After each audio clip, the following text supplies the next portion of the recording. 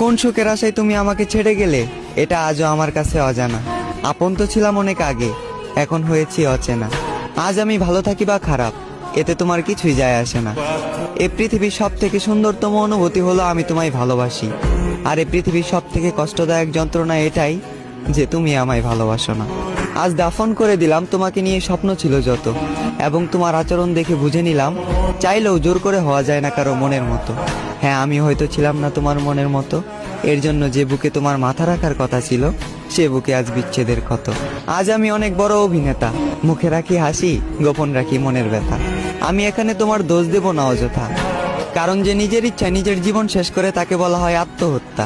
হ্যাঁ, আমি নিজের ইচ্ছায় নিজের জীবন শেষ করেছি, কারণ আমি নিজেই বলেছি ভালোবাসার কথা।